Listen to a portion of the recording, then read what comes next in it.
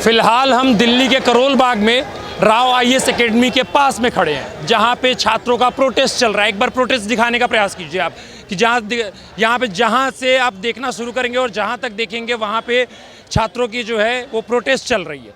अब ये प्रोटेस्ट का कारण क्या है? क्योंकि दिल्ली के अंदर करोल बाग में राव आईएएस एकेडमी, जहाँ पे जो है आईएएस की तैयारी कराई जाती है, वहाँ पे कल बेसमेंट के लाइब्रेरी में पढ़ते हुए 3 छात्रों की डूबकर मौत हो गई।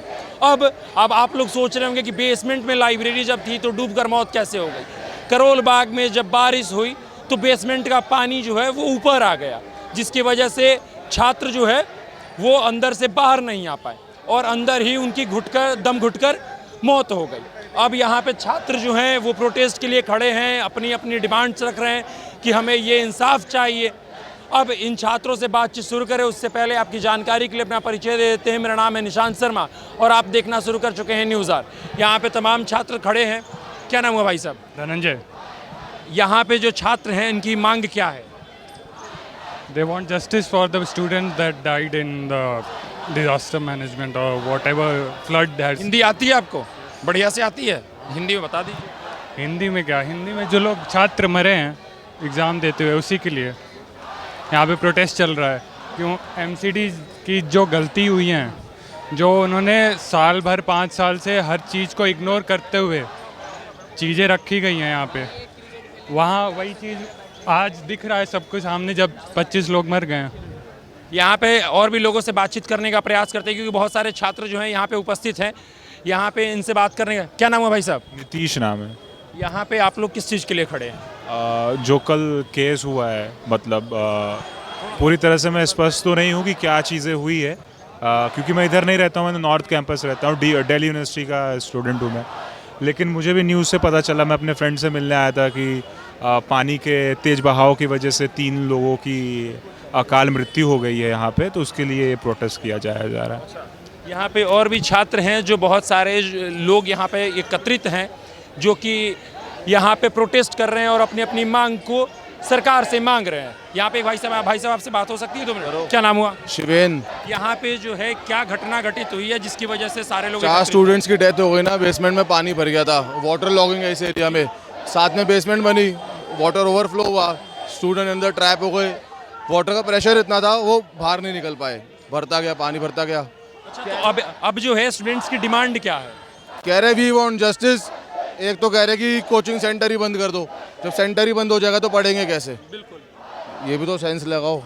समझ नहीं आ रहा कि आप प्रोटेस्ट कर रहे हैं, सेंटर बंद करा देंगे तो खुद कैसे पढ़ेंगे, बताओ ना। सेंटर्स को जो है वो प्रिकॉशन तो रखना पड़ेगा ना, जो स्टूडेंट्स से अगर वो पैसे ले रहे हैं 3 लाख 4 लाख रुपए आप ले रहे हो। वही तो, जो बिल्डर है उसकी गलती है मेरे ख्याल से, ऐसे बनाना नहीं चाहिए था। पता है हमें वाटर लॉगिंग होती है तो पता नहीं यार। चलिए और भी तमाम लोगों से बातचीत करने का प्रयास करते हैं। यहाँ पे तमाम छात्र हैं जी, यहाँ पे तमाम छात्र हैं यहाँ पे, तो उनसे बातचीत करने का प्रयास करें। क्या नाम होगा भाई साहब? आयुष नाम है सर। आप यहाँ पे क्यों इकट्ठे हैं? जस्टिस चाहिए हमें इस चीज़ के लिए। किस चीज़ के लिए? आज जो डेथ हुई है इन लोगों की, कल वो किसी के साथ हो सकती है। यहाँ पे जितनी भी लाइब्रेरी है, ज़्यादातर लाइब्रेरी अंडरग्राउंड बनी हुई है, बेसमेंट के अंदर, तो उसके लिए सेफ्टी प्रोविजंस क्या है? कोई सेफ्टी प्रोविजंस नहीं है। देखता कौन है इस चीज़ को? कोई रेगुलेशंस नहीं है। कोई रेगुलेशंस हो भी तो देखते नहीं है, मतलब उसका होता नहीं है ढंग से। तो उस चीज़ के लिए जस्टिस चाहिए कि कोई देखे इस चीज़ को। अच्छा, आप लोगों की डिमांड्स क्या है? डिमांड्स अभी एक तो ये है कि कुछ लोग अंदर फंसे हुए हैं, अब लेकिन ये डिस्क्लोज नहीं कर रहे। एक चीज़ तो ये है। अब इतने सारी एम्बुलेंसेस खड़ी हुई है, ये बोल रहे हैं कि सिर्फ 3 लोग की कैजुअलिटीज़ हुई है, बट अगर इतनी सारी एम्बुलेंस अभी तक क्यों खड़ी हुई है? फिर अगर कुछ है तो डिस्क्लोज करो उस पूरी इन्फॉर्मेशन को। कुछ मीडिया हाउसेस ये बोल रहे हैं कि हम वही दिखाएंगे जो कि गवर्नमेंट हमें बोल रही है, तो फिर आप यहाँ पे अंडर मतलब ऑन ग्राउंड जो रिपोर्टिंग कर क्यों रहे हो जब आपको स्टूडेंट्स की सुननी ही नहीं है? तो वो बात है। तो हमें इस चीज़ के लिए पूरा जस्टिस चाहिए कि भाई आप स्टूडेंट्स की मांग उठाओ आगे। सबसे बड़ी बात यह है कि किसने परमिशन दी कि यहाँ पे जो बेसमेंट में जो है वो लाइब्रेरी खोलने की? एमसीडी की इतनी बड़ी लापरवाही, ये इसके लिए जिम्मेदार कौन है? छात्रों की जो जिंदगी गई है उसके लिए जिम्मेदार कौन है? दिल्ली की सरकार अभी तक चुप है और दिल्ली की सरकार की तरफ से जो स्टेटमेंट भी आया है वो बताया गया है कि ये एकमात्र हादसा है। अब छात्रों की जान इतनी सस्ती हो गई है कि किसी भी सरकार की नाकामियों को छिपाने के लिए उसको हादसा का नाम दे दो और उससे अपना पलड़ा झाड़ लो। यहाँ पे इतने हज़ारों की संख्या में जो है छात्र एकत्रित हैं इंसाफ के लिए। जो लड़के वहाँ पे डूबने से उनकी मृत्यु हो गई है। यहाँ पे बहुत सारे लोग हैं, इनसे बातचीत करने का। क्या नाम है भाई साहब? खाले गुजर जी। खाले गुजर यहाँ पे आप लोग क्यों हैं? प्रोटेस्ट के लिए। किस चीज़ के प्रोटेस्ट चल रहा है आप? तो यहाँ पर डेथ हुई है उसके लिए। कैसे हुई थी, कुछ पता है आपको? यही वाटर लॉक की वजह से। कहाँ पर? रावा इसमें। थोड़ा हमें विस्तार से बता सकते हैं क्या हुआ था? थोड़ा लोगों को नहीं पता हो, जिनको उनको पता चल जाए। हम लाइब्रेरी में थे, हमें रात को पता चला। हम लाइब्रेरी में थे, उसके बाद न्यूज़ सर्कुलेट हुई, उसके बाद पता लगा हमें। यहाँ पे और भी लोगों से बातचीत करने का प्रयास करते हैं कि वो लोग जो हैं क्या सोच रहे हैं और उनकी डिमांड्स क्या है, क्योंकि जो है छात्रों का डिमांड जो है वो सुनना पड़ेगा लोगों को। भाई साहब, आप लोगों के साथ 2-4 मिनट बातें हो सकती हैं? हाँ, क्या नाम होगा आपका? अभिषेक यादव। यहाँ पे अभी क्या चल रहा है और क्या घटना घटित हुई है, थोड़ा लोगों को बताने का प्रयास करें। जी, जैसा कि कल बारिश हुई थी, यहाँ पे आधे घंटे करीब बारिश हुई, 40-45 मिनट में। तो यहाँ पे जो राव आईएएस में बेसमेंट में लाइब्रेरी थी, अचानक से उसमें पानी घुसता है। करीब 3 मिनट के अंदर 12 फीट पानी पूरा कमरा भर जाता है लाइब्रेरी का। तो उसमें जो कि बताया जा रहा है कि कम से कम 30 से 35 बच्चे जो उस समय मौजूद थे उसमें, तो उसमें 10 से 12 बच्चों को निकाला गया। और बच्चे तो बोल रहे हैं कि अभी उसमें 10 से 12 बच्चे हो सकते थे।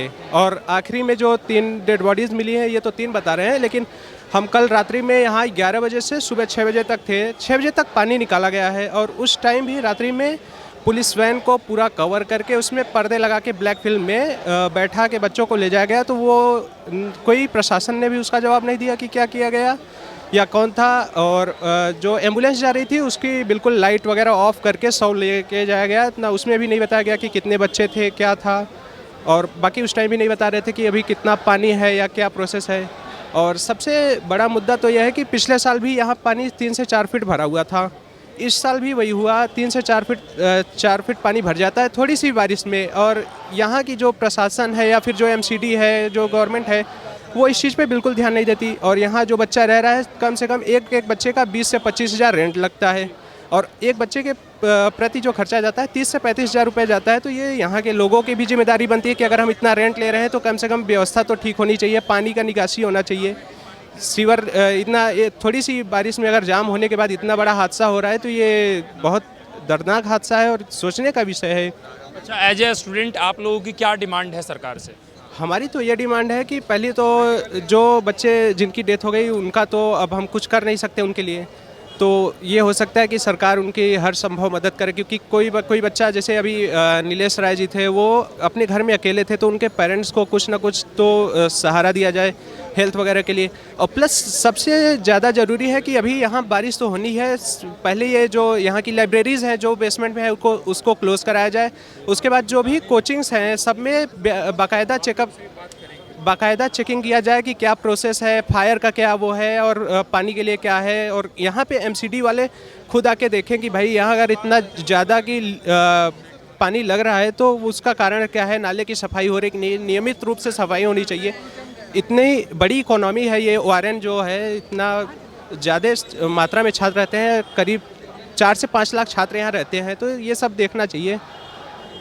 अच्छा, यहाँ पे जो है इतने सारे स्टूडेंट्स रहते हैं, तो उन्होंने पहले ही क्यों डिमांड नहीं की कि हमें ऐसी ऐसी समस्या आ रही है? कंप्लेन भी किया गया है, इस लाइब्रेरी के खिलाफ भी कंप्लेन किया गया है, एनओसी भी, आरटीआई भी दायर किया था। कई बच्चों ने तो बताया गया, उसमें बाकायदा दिखाया गया कि वो स्टोर हाउस और पार्किंग के लिए थी जगह, फिर भी ये लोग लाइब्रेरी चला रहे थे वहाँ पे।